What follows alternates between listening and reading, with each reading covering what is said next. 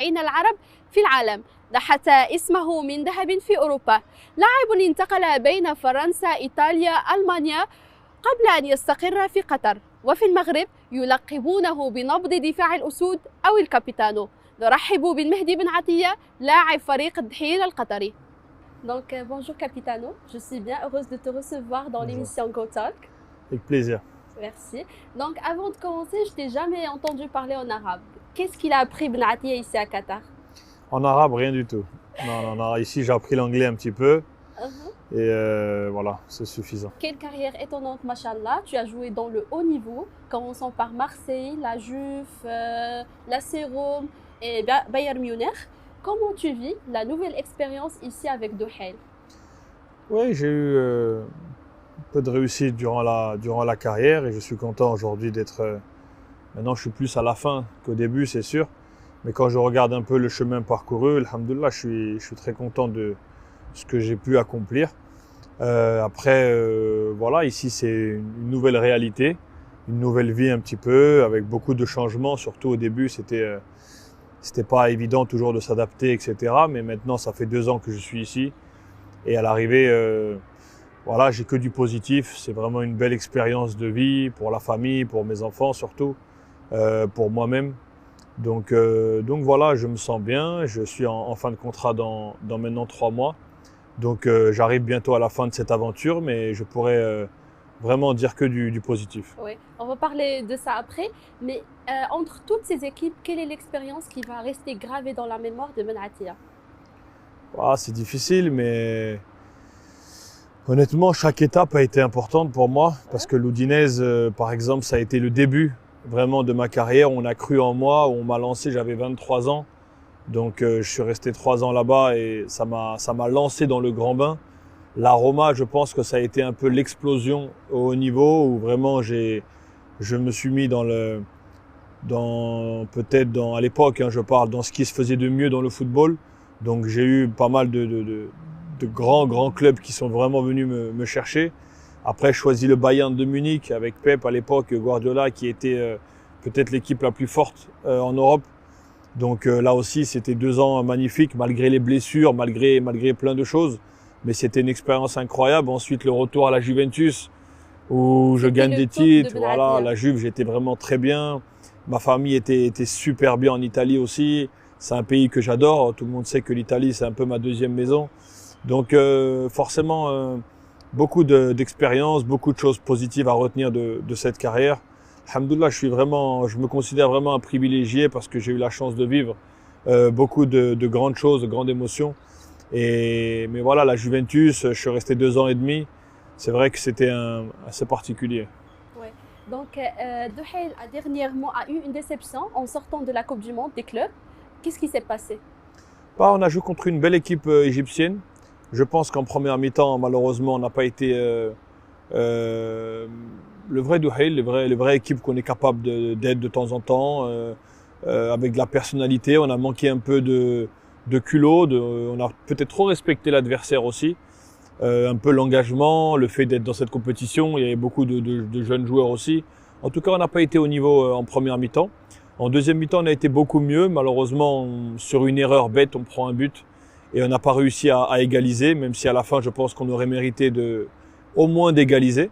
Mais je pense qu'à l'arrivée, avec le deuxième match également, cette belle victoire, on retiendra, je pense, du positif de Duhail de cette compétition. On aura montré qu'il y a du niveau aussi au Qatar, que la Ligue est en train de progresser. Et à l'arrivée, on aura quand même fait bonne figure, je pense. Tu espérais jouer contre le Bayern Munich? Oui, bien sûr, bien sûr. Je savais que si on gagnait, je pouvais retrouver les anciens copains du Bayern. J'étais au téléphone avec certains d'entre eux avant le match. J'aurais vraiment aimé pouvoir jouer contre eux. En plus, avec le Covid, avec tout ce qui se passe, les protocoles, j'ai même pas pu les saluer, donc j'étais un petit peu déçu. Mais voilà, c'est partie remise et j'étais très content pour eux, en tout cas, qu'ils aient remporté ce trophée. Donc, votre nom a été dernièrement lié par la presse italienne, qui a indiqué à plusieurs reprises que Ben Atia va quitter Duhail pour signer à l'AC Rome ou Parme. Est-ce que c'est vrai? Non, il y avait des contacts. J'ai eu quelques entraîneurs en Italie. J'ai eu aussi quelques directeurs sportifs. Il était peut-être question d'un départ au mois de décembre. On avait ouvert la porte à un départ. Donc voilà, je regardais un peu ce qui se faisait autour de moi et l'Italie, évidemment, m'a de suite sollicité. Ça fait très plaisir. Ça fait très plaisir de voir que ce que j'ai fait là-bas n'a pas été oublié.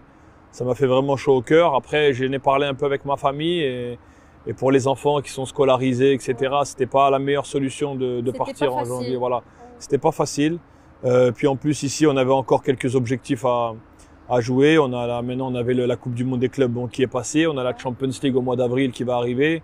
On a le championnat à finir.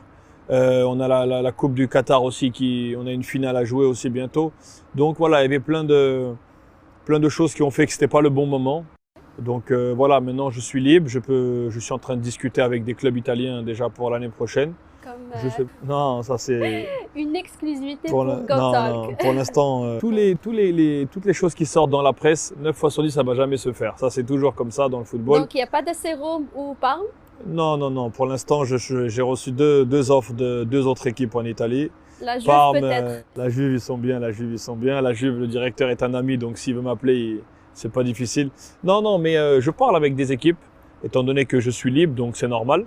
Mais je me concentre plus sur la fin de saison avec mon équipe. J'ai envie de bien finir et je vais prendre la meilleure décision ou dans le golf, peut-être rester encore dans le golf ou peut-être un retour en Italie au mois de juin. En tout cas, pour l'instant, vraiment, c'est pas ma priorité. J'ai vraiment envie de bien finir la saison. Oui, à part l'Italie, il y a des autres? Oui, je parle avec 2 clubs aussi en Turquie.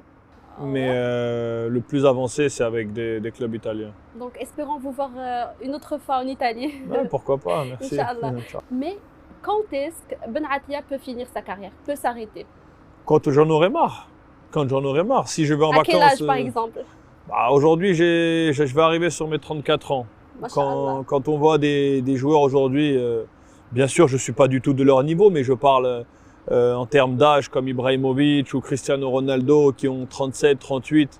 Je vois Gigi Buffon à la Juve, il a 42 ans. Ouais. Et il est toujours performant, il a toujours cet amour pour le football. Moi, je pense qu'il faut continuer. Maintenant, dans une carrière. Tu peux continuer à cet âge? Non, à cet âge-là, je pense pas, mais peut-être jouer encore 2 ans. Je pense que c'est plus qu'une possibilité. Maintenant, ça va très vite. Honnêtement, moi, dans ma carrière, à chaque fois, il y a eu beaucoup de rebondissements. Peut-être là, je pars en vacances au mois de juin, j'ai envie d'arrêter. Je préfère rester avec mes enfants et je vais dire, ok, merci, j'arrête. Je joue tant que j'ai le plaisir de jouer. Quand ce qui est beau, c'est d'avoir cette passion et de venir chaque jour ici sur le terrain avec beaucoup d'envie, beaucoup d'enthousiasme. Le jour où j'ai plus ça, alhamdoulilah, je peux me permettre d'arrêter n'importe quand. Donc ça, c'est... Après une grande carrière, bien sûr. Ouais, une grande carrière. Après, voilà, ça aurait pu être mieux, ça aurait pu être pire. Moi, en tout cas, je suis content de ce que j'ai fait. Bien sûr. J'ai toujours donné le maximum. Et l'avantage, quand tu t'en vas en ayant donné le maximum, c'est qu'il n'y a pas de regret. Bien sûr. Donc, c'est tout ce que je retiendrai. Après, voilà. Je ne me mets pas une limite d'âge. Honnêtement, je pense que ça ne sert à rien. D'accord. Donc, parlons sur la retraite. Est-ce que ta décision en ce qui concerne la retraite internationale est finale? Ou bien tu comptes peut-être jouer une dernière CAN, une dernière Coupe du Monde 2022 à Qatar? Non. Ça aurait été un plaisir de pouvoir jouer vraiment une Coupe du Monde une autre fois, parce que celle qu'on a eue en 2018, ça restera gravé comme le plus beau souvenir. Vraiment, pour moi, c'était quelque chose d'inoubliable. Ce qu'on a ressenti, les joueurs, le staff, d'avoir pu emmener le pays à la Coupe du Monde, c'était quelque chose qu'on n'oubliera jamais et dont on est très fiers. J'aurais aimé revivre ça, mais voilà, j'ai pris cette décision. Comme j'ai dit déjà plusieurs fois, on a beaucoup de jeunes défenseurs de qualité aujourd'hui au pays, alhamdoulilah. Donc il n'y a pas besoin de moi, tout simplement. Et comme j'ai dit par le passé, si un jour il y a une épidémie et que le Covid touche tout le monde et il manque des joueurs, s'il y a besoin de moi, je retournerai. Mais aujourd'hui, le pays n'a pas besoin, l'équipe n'a pas besoin. Je vous jure, je regarde tous les matchs, que je vois les matchs de Romain Seyss, de Naïef Aguerre, le petit de Rennes, qui est très fort, qui a atteint un niveau vraiment... Banoun, on a vu aussi Bad Banoun avec Al-Ali aussi, cette grande équipe égyptienne, Yamik, on a Feddal. Je peux vous citer comme ça. Il y a plein de joueurs. Beaucoup de joueurs de défense. Qui ont vraiment, machallah, un très bon niveau, qui ont qui ont vraiment tout pour bien faire dans cette équipe. Donc voilà, moi je suis aujourd'hui un observateur, je suis là, je suis supporter, j'observe et ça me va très bien. Je n'ai pas encore décidé vraiment dans quoi je vais me tourner après la carrière de joueur. Je sais que ce sera dans le football. Après, que ce soit dans les bureaux ou sur le terrain en tant que coach, sportif, peut-être directeur. Voilà, c'est des choses qui me plaisent. Beaucoup de choses. De toute façon, autour du football, ça peut que me plaire parce que c'est ma passion. Mais pareil, je n'ai pas encore réfléchi à ça exactement. Pour l'instant, on vit un peu au jour le jour. On profite de ces derniers instants de football. Peut-être que dans 3 mois, c'est fini aussi. Donc voilà, j'ai vraiment envie de profiter un maximum et on verra quand ce sera le moment. À part ça, tu n'as pas eu de contact avec le nouveau entraîneur Halilovic ou bien Si, il m'a appelé au début. Il m'a appelé, bien sûr, quand il a signé, il m'a appelé. Moi, j'étais déjà au Qatar et c'était après la CAN, quand Hervé Renard est parti. Donc, il m'a fait part de son intérêt, ça m'a fait plaisir. Il m'a expliqué que, voilà, il voulait que je continue et tout. Et je lui ai expliqué que j'étais arrivé un peu à la fin et que je voulais laisser la place aux plus jeunes. Donc voilà, on n'avait eu que cet échange. On s'était promis que si j'ai l'occasion de venir au Maroc, je lui passerai un petit coup de fil pour aller boire un café ensemble et discuter un peu de football. Et si je retourne, je le ferai avec plaisir. Oui, donc c'était un choix personnel. Personne ne m'a obligé d'arrêter. Personne, non, je suis toujours été maître Après de mes... tous les rumeurs avec l'équipe marocaine. Non, c'est une décision que j'ai prise moi. Il n'y a personne qui aurait pu me faire arrêter ou me faire continuer. Quand on est footballeur, on a la chance d'être quand même libre. Oui. Donc je pense que celui qui arrête ou celui qui veut continuer, on a vu l'arrêt de Boussoufa notamment, Karim El Ahmadi, il y a eu beaucoup de... Toute une génération qui a arrêté. Voilà, tous les anciens, on va dire, ont décidé d'arrêter à ce moment-là. Donc voilà, c'était un choix, je pense, qu'on a fait pour laisser la place aux jeunes, à cette génération, comme j'ai dit, qui a beaucoup de talent, machallah, et c'est tout. Parlons sur Halilovic, le nouveau entraîneur et l'ancien entraîneur Renard. Quelle est la différence entre les deux? Ou si on compare les deux avec l'équipe nationale? Honnêtement, je ne peux pas vous répondre parce que je ne connais pas Halilovic. Je n'ai jamais eu comme entraîneur. Ouais. Je l'ai juste eu par message. Je connais un petit peu de réputation, bien sûr, en France. C'est quelqu'un qui est très connu, que ce soit le joueur... D'après la prestation de l'équipe marocaine? Après, c'est difficile de juger. Pour l'instant, ils sont en reconstruction. Bien sûr que tout n'est pas parfait. J'ai vu les matchs, moi aussi, de l'équipe nationale. Ils ont gagné des matchs, souvent un peu difficiles, dans des conditions qui ne sont pas évidentes en Afrique, on le sait. Mais je pense qu'ils vont être jugés sur les échéances qui arrivent. Voilà, la CAN, sur les qualifications Coupe du Monde. Vraiment, là, ça va être important. On ne peut pas les juger après 4 matchs. Il faut laisser le temps aussi à un entraîneur de mettre son équipe en place. Oui. Et je suis persuadé qu'il aura beaucoup de réussite. Une déclaration après le match d'Espagne en Coupe du Monde qui a fait la polémique au Maroc. Vous avez dit que quelqu'un vous a pris comme des gamins. C'était pas après l'Espagne, c'était après le Portugal. Le Portugal, oui, le match de Portugal. Donc c'était qui exactement? Il le sait, la personne qui est concernée, elle le sait. J'ai pas envie de faire. Qu'est-ce qui s'est passé? Non, il s'est passé qu'après le match de l'Iran, on a perdu 1-0, comme tout le monde a pu le voir. On n'a pas fait un grand match, on n'a pas fait un match catastrophique. On prend un but contre notre camp à la fin de match, donc c'était un scénario un peu déjà difficile à avaler.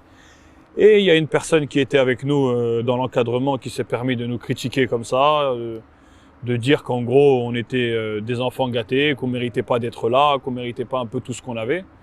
Donc forcément, en tant que capitaine de groupe et en tant que père de famille, déjà j'accepte pas que tu me parles comme ça. Donc c'est tout. J'ai dit en privé devant le groupe à cette personne ce que je pensais. Et quand j'ai eu l'occasion de le dire à la télé, je l'ai dit aussi pour que ce soit bien clair, parce que j'ai toujours été comme ça, j'ai rien à cacher. Mais la personne qui est concernée, elle sait très bien de qui je parle. Les gens du groupe, les joueurs, le staff, tout le monde sait. Et si je leur ai dit en face, alors je peux le dire à la télé. Donc c'est pour ça que j'ai pu faire cette déclaration, parce que la personne savait ce que je lui reprochais avant, mais maintenant c'est passé. Et ça n'a rien que je reparle de ça une autre fois. Donc à quel point les rumeurs au Maroc ont fait mal? Non, honnêtement, moi à l'époque je voyais même pas tout. Ouais. Quand il parlait tout le temps, je voyais même pas en fait tout, parce que déjà je lis pas l'arabe, donc déjà c'est facile pour moi. Mais il y a toujours la famille, les cousins, les parents, ils sont connectés, il y a les amis qui leur envoient des choses et Et en vérité, au Maroc, malheureusement, ben, même quand j'étais pas en sélection, je pouvais être en Italie, j'étais blessé, il se passait quelque chose. Ouais, mais c'est Benatia. C'est donc forcément, si tu parles de moi, tu vas avoir du buzz, tu vas faire du clic. Et je sais très bien ça. Donc, non, mais c'est la vérité. C'était quoi la plus grande rumeur qui t'a blessé, qui a blessé Non, Benatia? blessé, honnêtement, il n'y a rien qui m'a blessé. Wallah, il n'y a rien du tout qui m'a blessé. Blessé, ça veut dire que ces gens-là, ils peuvent m'atteindre. Mais comment ils peuvent m'atteindre, des gens qui écrivent des conneries du matin au soir? Non, mais quand tu fais les choses avec ton cœur, que tu vas en sélection, pas pour l'argent évidemment, parce que tu vas pas en sélection pour l'argent, tu vas pour ton pays, que tu vas jouer blessé, que tu vas dans des conditions en Afrique parfois catastrophiques, que tu laisses ta famille, tes enfants, avec un seul objectif, donner le maximum pour le pays, pour emmener un peu de bonheur aux gens, parce que c'est ça qui te motive quand tu es en sélection. C'est pas, voilà, c'est tout. Et que c'est le maillot, c'est les gens. Et que tu vois des gens qui écrivent encore des choses fausses, tu te dis, mais c'est quoi ton intérêt en fait? Après, on sait qu'il y a aussi beaucoup de jalousie. On sait comment c'est dans les pays arabes, malheureusement. On est un peuple comme ça, c'est comme ça, il n'y a rien à dire. On sait qu'on est une race à part. Voilà, moi j'ai toujours dit ce que je pensais. Jusqu'à la fin de ma carrière, je dirais les choses que je pense. Non, aujourd'hui, je suis loin de tout ça, je suis bien. Et c'est pour ça que j'ai pas envie de retourner dans ces choses-là. Et ça me manque pas en tout cas. Ici à Qatar, c'est différent. Oh, Qatar, je sais même pas s'il y a, honnêtement, je regarde même pas la presse. J'emmène mes enfants, je vais au stade, je m'entraîne. Personne ne me dérange. C'est très tranquille.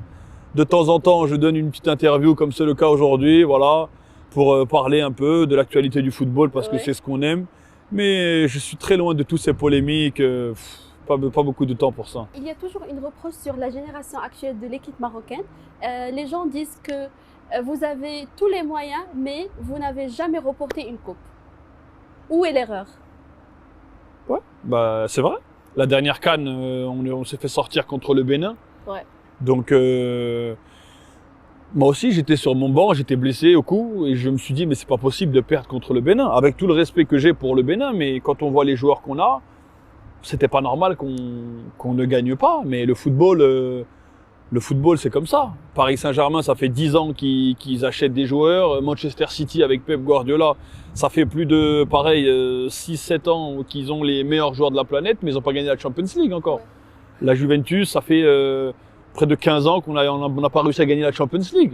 Moi, à mon époque, on me disait qu'on avait une équipe de stars. Moi, j'ai toujours dit, ça a déplu à beaucoup de gens. Mais à mon époque, on n'avait pas de stars. Aujourd'hui, c'est différent. Tu as des gens qui sont en train de confirmer dans des grands clubs. Oui. Donc, c'est différent. Mais quand tu vois l'équipe, par exemple, de la Côte d'Ivoire de l'époque, Yaya Touré, Didier Drogba, Kolo Touré, Gervinho, ça c'est des stars. Ouais. C'est des gens qui sont dans des grands clubs depuis 10 ans. Le Cameroun de Samuel Eto'o. Ouais. Voilà. Il y a le Sénégal, tu prends Koulibaly, Sadio Mané. C'est pas évident devant. Voilà, il y a 3-4 grandes. Mais aujourd'hui, le Maroc a Hakim Ziyech, Hakimi, Youssef N'Seri. Il y en a plein de jeunes joueurs, de grands joueurs. Exactement. En ce moment, la génération, comme j'ai dit, ce qui est beau aujourd'hui, c'est que moi, je prends mon époque. Ouais. J'en parlais avec des amis il n'y a pas longtemps. Moi, je jouais le mardi ou le mercredi en Ligue des Champions. Il y avait Chama qui jouait à Arsenal, Marwan. Il y avait qui était en Champions League à l'époque? J'ai pas envie d'oublier. On devait être 2 ou 3 peut-être, comme Marocains. Oui. Aujourd'hui, quand il y a la Champions League, je sais même pas quel match je vais choisir parce qu'il y a 3 Marocains. Exactement, à Séville, il y en a 3. Tu vas regarder là-bas, il y en a, là-bas, il y en a, l'Inter, à Chelsea, il y en a partout. Oui. Donc aujourd'hui, comme j'ai dit, on a la chance. On a la chance d'avoir une vraie génération. Mais il faut pas leur mettre trop de pression, il faut les laisser travailler, il faut les laisser le temps. Mais oui, c'est vrai que moi, le premier, j'aurais aimé soulever un trophée. C'était mon rêve, soulever un trophée avec l'équipe nationale. Malheureusement, on n'a pas réussi à le faire. C'est que forcément, il y a des choses qui n'ont pas été bien faites, ça c'est sûr. Comme quoi? Ça, si j'avais les solutions, j'aurais dit, c'est moi le coach, je prends l'équipe. Non, j'ai pas les solutions, je sais pas. Mais je sais qu'on a été déçus de pas avoir gagné ne serait-ce qu'une Coupe d'Afrique ou ne serait-ce que passer le premier tour de la Coupe du Monde. On aurait aimé. Ça fait 20 ans qu'on n'allait pas à la Coupe du Monde. On a été à la Coupe du Monde. C'était déjà un pas en avant un peu assez positif. Oui. Maintenant, j'espère que la prochaine étape, ce sera gagner la CAN. C'est pas facile, mais on l'espère. On l'espère. Inch'Allah. Vous étiez l'ex-capitaine des Lions d'Atlas. Tu étais tout proche des joueurs. Comment c'était la relation entre vous? Ça dépend. Avec la majorité, je pense, avec les anciens, c'était vraiment famille. C'est-à-dire que avec des mecs comme Boussoufa, comme Romain Seyss, je les ai tous les 3 jours, 4 jours, je les ai par message, même encore aujourd'hui, c'est vraiment famille. Et avec les plus jeunes, c'était un peu comme un grand frère. Ça veut dire qu'il y avait du respect, c'est normal parce que on avait 10 ans d'écart. Il y en a comme le petit Achraf Hakimi que j'ai aussi de temps en temps par message, que je suis. Harid, je pense qu'il est proche Amine aussi, voilà, exactement. C'est des gens que je suis très proche d'eux, mais ils étaient plus jeunes, donc c'était un peu comme un grand frère. Moi, ils savent que ma porte, elle est toujours ouverte. Celui qui a besoin de n'importe quoi, celui qui a besoin d'un conseil, celui qui a un problème, si je peux vous aider. Je pense que les gens, ils ont compris que j'étais toujours, en tout cas, j'essayais d'être toujours là à l'écoute pour que ce soit les joueurs, le staff. J'ai vraiment essayé durant ces 5-6 ans où j'ai été capitaine de me dévouer à 100% pour le groupe. Et c'est ce que je dis aujourd'hui. Toi, tu me parles par exemple de coupe, de trophée. J'aurais aimé aussi en gagner. Mais à l'arrivée, ce qui me reste le plus de cette expérience en équipe nationale, c'est l'affinité et les liens que j'ai créés avec ces joueurs-là. Parce que ça remplace tout. Plus qu'une coupe, plus que tout. Bien sûr. Mais il y a des rumeurs qui disent que l'équipe nationale a été divisée entre les joueurs qui jouent par exemple en France, les joueurs qui jouent en Hollande, les locaux. Je ne sais pas si c'est vrai, mais... Tout à l'heure, tu m'as demandé c'est quoi la plus grosse rumeur. C'est ça, je pense. Je pense que c'est ça. Mais ça, c'est pas d'aujourd'hui. Ouais. Ça, c'est depuis que moi, j'ai commencé déjà avant. J'entendais, oui, mais il y a les Marocains, les locaux de la Botola. Il y a les Marocains de la Hollande, les Marocains de France. Exactement. Ça veut dire quoi en fait? On n'est pas des Marocains, nous. Nous, on n'a pas le droit de dire qu'on est Marocains. Heureusement qu'on a le passeport. À écouter certaines personnes, je ne suis même pas Marocain. Et je vais vous dire, quand tu vas dans des grands clubs, là, après, oui, tu es Marocain. Oui. Mais sinon, non, lui, il n'a pas joué en Botola, il n'est pas Marocain. Il n'y a pas de problème. Moi, que tu le veuilles ou non, je suis Marocain. Et tu peux demander je dis une bêtise, à Ziyech, par exemple, qui est Marocain pour le coup de Hollande, ou à Boussoufa, ou à Al-Hamadi. Tu peux demander à Zniti, par exemple, je dis un exemple, à Nessiri, je l'ai eu il y a pas longtemps aussi, Bounou. Tu peux leur demander à ces gens-là qui ont fait 5-6 ans avec moi minimum, voire plus. Tu peux demander à Benoun, tu peux demander à eux si moi, dans mon époque, j'ai laissé mettre ces séparaisons-là. C'est comme tu dis, ces clans, comme ils ont dit. Tu peux demander ça à ces joueurs-là. Si tu as l'occasion, tu leur dis comment c'était avec le capitaine. Donc il n'y a pas de tout clan. Ça. D'après vous, il n'y a pas de clan à l'équipe nationale. Il n'y avait pas de clan, mais il y avait des affinités. Oui. Ça, c'est sûr. Mais dans toutes les équipes, il y a des affinités. Oui. Dans tous les clubs au monde, il y a des affinités. Moi, j'ai fait des grands clubs, il y avait le clan des Sud-Américains. Il y avait le clan de ceux qui parlent français, il y avait le clan des Allemands, le clan des Italiens. Mais c'est pas des clans, c'est des affinités. Ouais. À table, il y a des tables de 3, ça va manger avec celui que tu parles la même langue, etc., etc. Mais moi, en tout cas, j'ai connu à l'époque, au début, des problèmes comme ça dans le groupe. C'était un peu difficile au début, les jeunes. Quand je suis arrivé avec Adel Tarabt au début, c'était un peu difficile pour nous de se mettre vraiment dans le groupe et tout. Heureusement, il y avait Youssouf Hadji, Hussein Harja, ils nous ont bien encadré, intégré, mais c'était pas évident à l'époque. Mais après, c'est ce qui a fait, je pense, notre force. Pourquoi on va à la Coupe du Monde? C'est à cause du groupe. Si on n'a pas un groupe comme ça, si on n'a pas un groupe soudé comme ça, demandez à Hervé Renard, jamais on va à la Coupe du Monde. Jamais on va à la Coupe du Monde. Mais on ne prend pas un but dans toutes les éliminatoires. Oui. Pourquoi? Parce que tu avais un groupe, même celui qui rentrait 5 minutes, il voulait se battre pour l'équipe, il était là. Et ça, c'est quel clan? C'est pas des clans, ça. Mais comme il fallait continuer à écrire quelque chose de négatif, on a dit qu'il y avait des clans. Donc ça, c'est peut-être la plus grosse bêtise que j'ai vue, c'est de dire oui, mais les joueurs de Botola, ils sont pas considérés pareil, ou alors les Marocains de France, c'est pas des Marocains. Ça, c'est peut-être la plus grosse bêtise que j'ai vue et qui continuera à être écrit encore pendant des années. Hein. Parce que ça, c'est un truc, c'est très à la mode. Quand ça va pas, on remet ça sur le truc et on n'avancera jamais, malheureusement, si ça reste comme ça. Ouais. Donc, on peut pas parler sur l'équipe nationale, l'équipe marocaine, sans s'arrêter sur l'histoire de Hamdallah. Moi je vais pas en parler beaucoup, mais allez-y, je vous écoute. Si tu me racontes, qu'est-ce qui s'est passé au juste? Qu'est-ce qui s'est passé au juste, l'histoire d'Abdallah?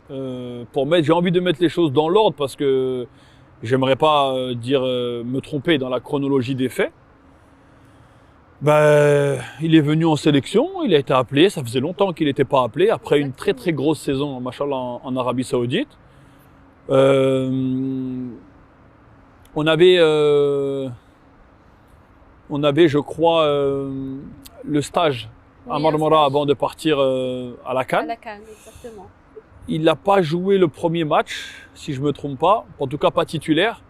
Il est rentré et il y avait un penalty. Oui, Il y avait un penalty. c'était entre lui et Fajr, je pense. Non, le penalty, c'était Ziyech. J'y- Qui tire le j'y- penalty, c'est Ziyech. Oui. En deuxième, c'est Boussoufa. Ça, c'est au tableau. Ça, c'est choisi par le coach. Maintenant, les deux joueurs, ils n'étaient pas là. Donc, le troisième, c'est Fajr qui doit tirer le penalty. Et lui, il a voulu tirer le penalty. Faisal, il n'a pas voulu. Il devait respecter l'ordre des joueurs. Après, ça peut arriver. Faisal, il aurait pu lui laisser, par Oui, exemple. oui, Ça arrive. Des oui. fois, moi, mon nom, il n'est pas au tableau. Tiens, prends le ballon, tire. Ça, c'est pas. Il a voulu tirer. Faisal n'a pas voulu et Faisal, il a raté le penalty. Donc, ils se sont un peu disputés. Bon, c'est des choses qui arrivent. Pour Bien moi, sûr. honnêtement, il n'y a rien de mal à ça. Ensuite, dans la semaine, il s'est disputé à l'entraînement avec Younes Belanda sur, je crois, un tacle ou une action un peu dangereuse ou je sais plus. Bon, ils se sont disputés, ils se sont un petit peu insultés. Ouais. Pareil, c'est des choses, ça arrive Qui encore. arrive, ouais. Moi, j'ai été au courant de ce problème-là parce que j'étais sur le terrain, donc j'ai vu. Mais je pensais que c'était fini, ça va rester là. Et en vérité, le soir, ils se sont redisputés encore un petit peu, tout ça. Et là, il y a un membre de l'équipe nationale, un kiné, Karim Salhan, il m'appelle, c'est comme un frère pour moi, Karim. Et il me dit, mon frère, il faut que tu parles avec les joueurs et tout. Belanda, Abdallah, ils se sont disputés et on a besoin d'eux et tout. Je dis, mais c'est fini, c'était sur le terrain. Il m'a dit, non, encore là, ils se sont disputés à l'hôtel. Alors là, j'ai dit, bien sûr, je vais parler avec Younes déjà. Et je vais essayer de voir Abdallah pour savoir qu'est-ce qui s'est Pour passé. régler Moi, le j'ai problème. parlé avec Younes, je lui ai dit, écoute, ça y est, je sais pas qu'est-ce qui s'est passé sur le terrain, peut-être des insultes et tout, mais ça arrive. Maintenant, on a une Coupe d'Afrique à jouer. On a besoin d'aller au bout, on doit la gagner pour les gens, pour nous. Il faut pas partir négatif avec une histoire comme ça, Il faut honnêtement, rester ça concentré. mérite pas. Younes, il m'a dit, c'est vrai, tu as raison, c'est bon. Moi, c'est fini, je lui ai dit ce que j'avais à lui dire, on passe à autre chose. J'ai parlé avec Abdallah, peut-être, et pareil, si tu as l'occasion, tu peux lui demander, parce que moi, honnêtement, je n'ai jamais eu le moindre problème avec lui. Oui. Jamais. J'ai parlé avec lui, franchement, au moins 20 minutes. Voilà, au moins 20 minutes, je lui ai dit qu'est-ce qui se passe, Roya. Il m'a dit voilà, je sens que je suis pas aimé dans le groupe. Je voulais le penalty, on m'a pas laissé tirer et tout. Je lui ai dit écoute, il n'y a pas de clan, tout ça. Les penalty, c'est le coach, il a choisi. Nous, on sait que tu es un grand joueur, on sait que on a besoin de toi. Et on sait que si tu mets les buts qu'il faut, les gens ils vont te laisser les penalties et tout. Mais là, tu viens d'arriver après de longues années. C'est normal, il faut respecter les choses. Mais sache que moi, j'ai parlé avec tout le monde, il n'y aura plus de problème avec toi. Ça y est, c'est fini. Oui. J'ai parlé avec le coach, on a besoin de toi. À toi de nous montrer et de nous aider. Bien sûr. Il m'a dit ok, on a parlé un petit peu. Et honnêtement, très bien. La discussion, voilà que moi Bien j'ai passé. très bien passé. Oui. Je n'ai pas senti quelqu'un qui m'en veut ou qui est énervé ou Ouais. t'as compris qu'il Oui, y a un oui. problème entre nous.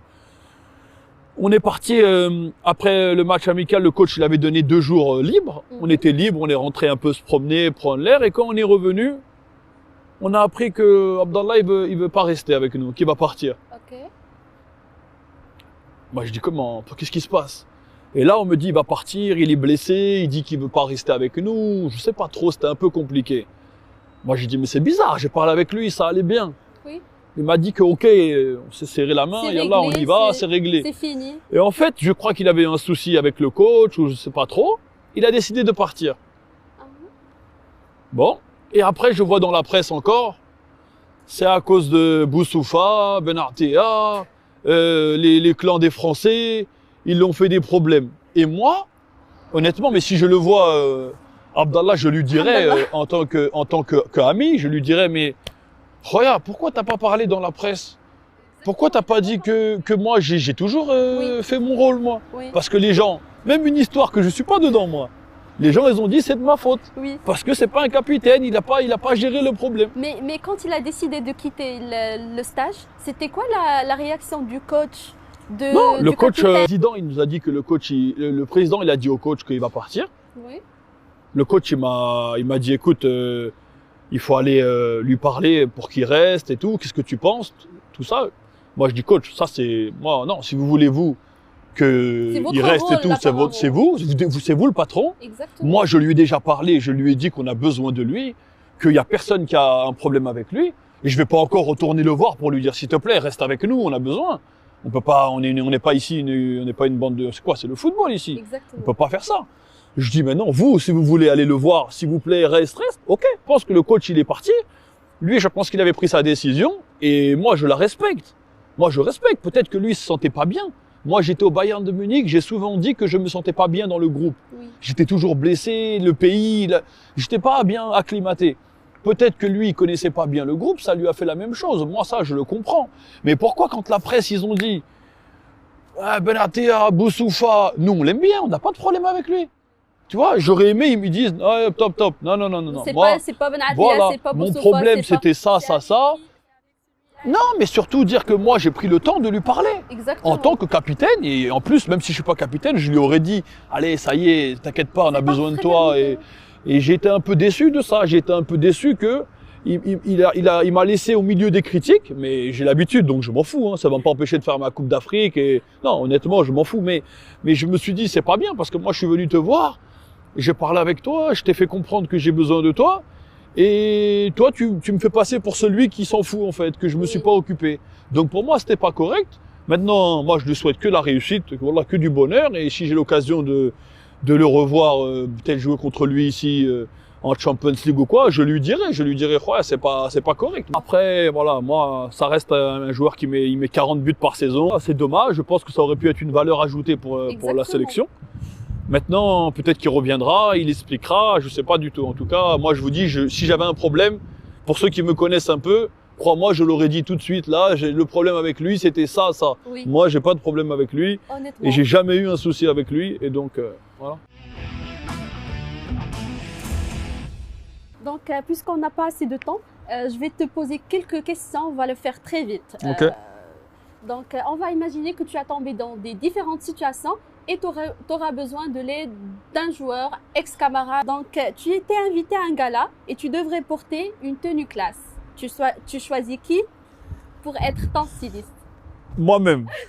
Non, franchement, moi-même. Là, non. Ça, je vous jure, c'est pas de la prétention, aucune. Mais T'as de la classe. Non, honnêtement, si je dois choisir vraiment quelqu'un pour rigoler, mais qui s'habille vraiment très très bien dans ma carrière, c'était Marchisio. Claudio Marchisio à la Juventus. Il le sait d'ailleurs. On l'appelle le petit prince. Oh. Le prince de Turin, toujours très très très élégant. Très chic. Très chic, très très chic. D'accord. En partant à cette gala, à qui tu confies la garde de tes enfants? Ah, mes enfants Tu devrais partir avec ta femme. Donc, voilà. Romain Seyss. Romain Seyss, vraiment quelqu'un de grande confiance.